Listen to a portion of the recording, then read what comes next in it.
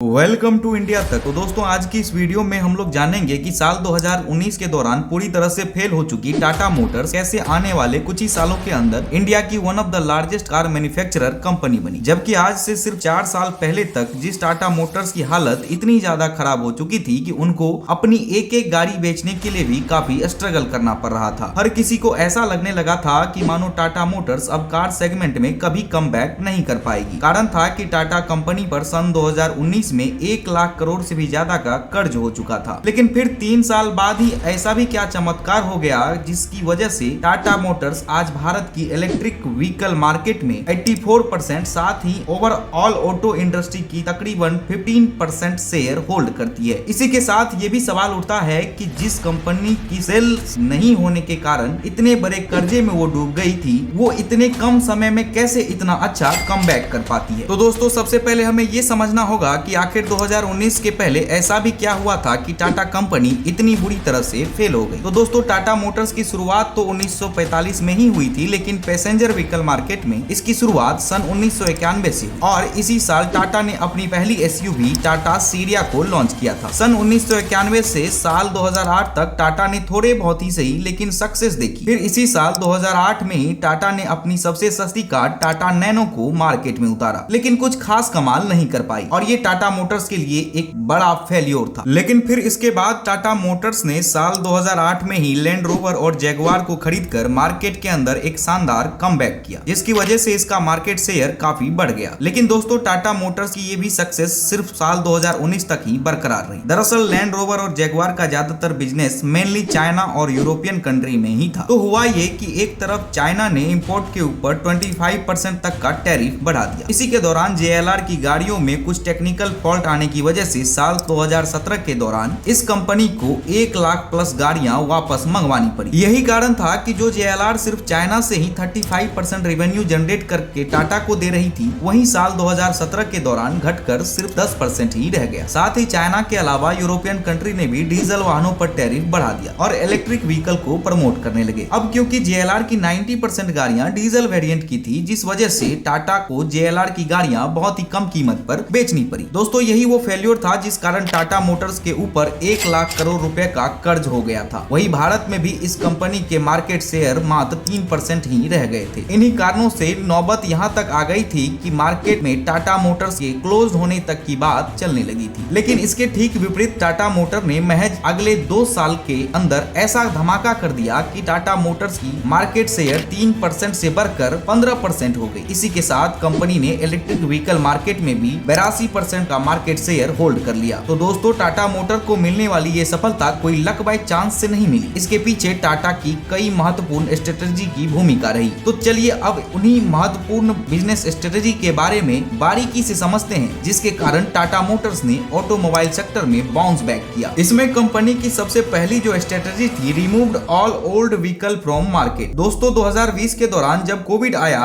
और दुनिया समेत भारत में भी लॉकडाउन लगा, तो उस वक्त कंपनी की सेल ना के बराबर थी और टाटा ने इसी वक्त का फायदा उठाया और कुछ ऐसे स्टेप्स फॉलो किए जिस वजह से इस कंपनी की टोटल सेल अचानक से बूम होने लगी। दरअसल टाटा ने इनोवेशन एंड सेफ्टी पर फोकस किया, जिसके लिए कंपनी ने सबसे पहले अपने सारे पुराने मॉडल जैसे सुमो, जेस्ट इत्यादि को मार्केट से धीरे धीरे हटा लिया। तो दोस्तों अब जब टाटा मार्केट के अंदर अपने नेक्सॉन, हैरियर, अल्ट्रोज, पंच जैसे न्यू मॉडल के साथ उतरी, तो कंपनी की सेल सडनली ग्रो होने लगी। अगर हम एक नजर कंपनी की 2020 के टोटल सेल डाटा पर डालें तो मालूम होता है कि अकेले नेक्सॉन की सेल 1 लाख प्लस कार की रही थी। साथ ही इसी साल अल्ट्रोज की टोटल सेल 69,000 तक रही थी। फिर जब साल 2021 में कंपनी ने टाटा पंच को मार्केट के अंदर लॉन्च किया, तो मात्र अगले 2.5 मंथ के अंदर ही 20,000 गाड़ियां सेल हुई। तो इसी तरह मार्केट के अंदर न्यू मॉडल लॉन्च करने की ये स्ट्रेटेजी मानो टाटा के लिए किसी जादू की तरह काम करने लगी। और कंपनी की दूसरी स्ट्रेटेजी थी वर्टिकल इंटीग्रेशन। फ्रेंड्स जब बात इलेक्ट्रिक व्हीकल को मार्केट के अंदर लॉन्च करने की बारी आई, तो मारुति सुजुकी जैसी बड़ी कंपनियों ने भी